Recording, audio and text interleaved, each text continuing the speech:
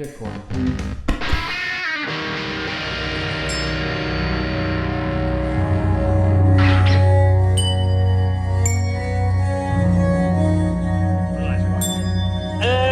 Put it on that one. Just that little mic.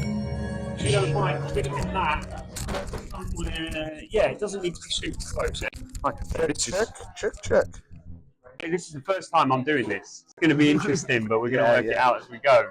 So, Ben from ExEaster Island Head, thanks for agreeing to do the first of our Soundcheck features with us. Pleasure. And thanks for coming down to Dubrek as well. Thanks for playing. You played here before in a different form, right? Yeah, I played solo in current Dubrek about 2 years ago, nearly exactly 2 years to the day. Amazing. And I played in the old one as well. Oh, really? The Beckett Street? Yeah, amazing. and just like, I think Jay had been on my radar for a while of people just being like, he's a proper head. He knows what he's doing. Yeah, amazing. And I loved it when I played solo here, and I thought, you know what? Let's try and get the band down. So yeah. I'm really intrigued by a lot of your creative process and how you've approached songwriting. It feels quite organic.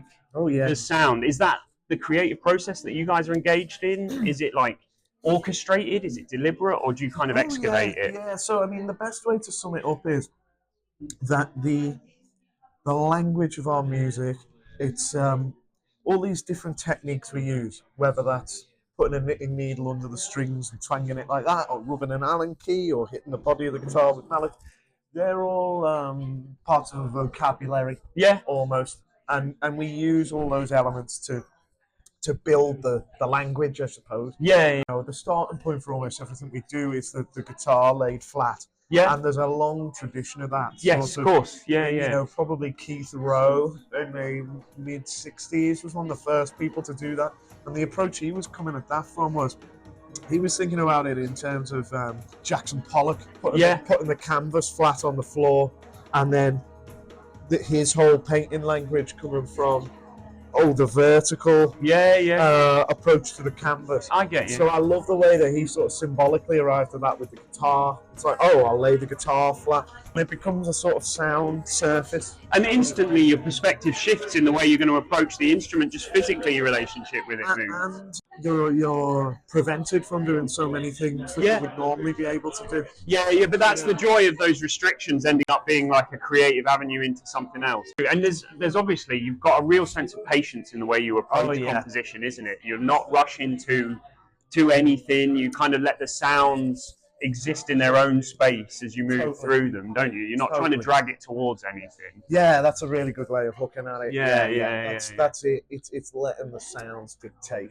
what Yeah. it should be, rather than like, we've got the idea now, let's find the sounds to flesh that out. Yeah, of course. We may well work like that in the future, and that would be really interesting. But so is it quite a long process then, like compositionally? Because you've had quite a gap between your albums historically, haven't you? Yeah. Kind of this whole idea of letting the sounds lead. You want to make sure that it's like we've taken that technique and we found the best version of it. You know, we may use that again, but here's its initial. Surely that's part of the joy of it as well, like the excavating process of it, and just digging through and leaning into. Well, and it's play in both senses of the word. I'm always talking about how important the idea of play in like a musical or in an artistic sense is. I think in life. I think in almost every area of life there needs to be a connection to this play. Totally. And indulge that element of the brain.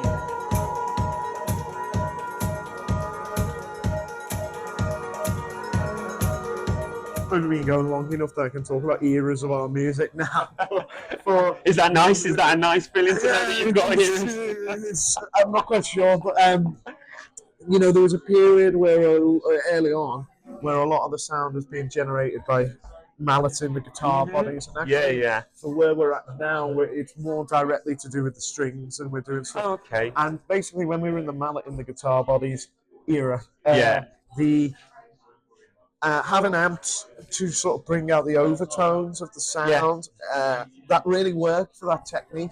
And now, actually, we've been in pursuit of like very clean sound, and we've realised that these mechanical preparations they are our sound. So you want the direct experience of that. Because it's just like, actually, it sounds really like the record. I suppose the sort of spectrum of harmonics and stuff in our music, it kind of works with the room as well. And with instrumental music, that's so much more to the foreground. Of course. Well, and also the way, because all of the parts interact with each other, they're all dancing around each other. There's that kind of like a syncopation to the way you approach composition. There's almost like an early quartet and a little bit of Kid 606 in some of it, where it gets like a little bit more rhythmic and a little bit more traditionally like less abstract, and then it pulls in and then pulls out of focus again.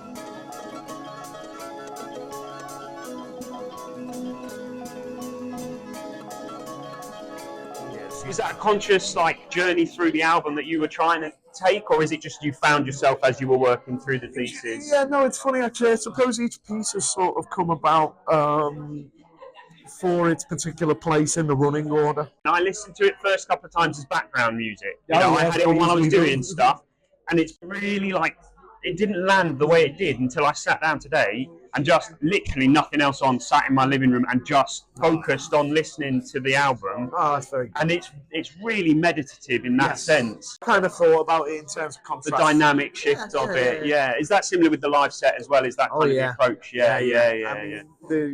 We really like kind of just doing the album in order.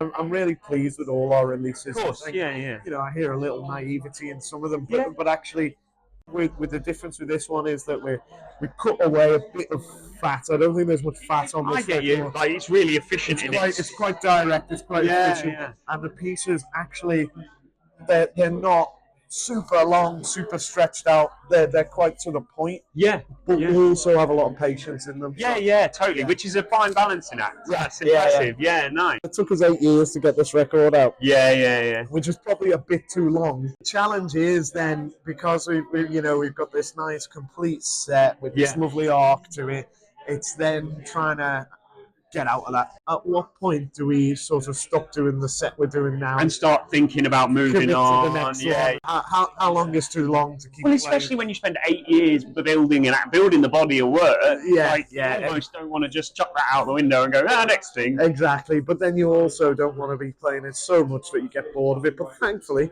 we've been playing this material live now at least 2 years. Oh, really? So in fact, a lot of it got honed through playing. Of course.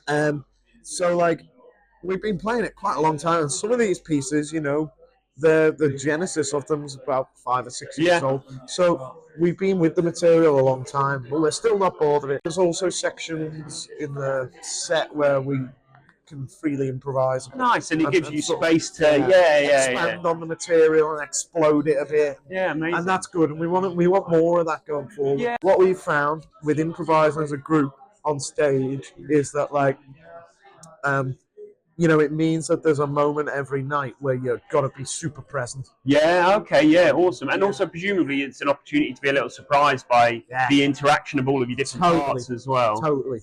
And you must have such a developed language, having been together as a band for so long. Oh, And, we've shared rehearsal spaces, we've shared bandmates when we were in previous bands. We're really... It naturally ends up, you've got like that almost telepathic connection. Well, you hope so. I mean, you're still flying by the seat of your pants. Oh, yeah. It happens, doesn't it? But there's something really exciting about that. Like, I love my favourite thing about live music particularly is the fact that it is in its nature ephemeral, that it only exists in the moment that it exists in. Absolutely. Which means there's no wrong, because it's done and it's gone, so it doesn't matter. As long as we'll see about that. That's not a challenge, honestly, but I feel like just as long as you can enjoy whatever's happening with it, then it's fine, isn't it? Yeah, amazing. I super appreciate you taking the time to talk to me. That was really good. Thank you so much. It's really honoured. I'm really looking forward to the set. Yeah, that's helped me feel a bit less hungover. Good, good. I'm glad I could help. Amazing. Good mine. Yeah, that's perfect. Thanks ever so much.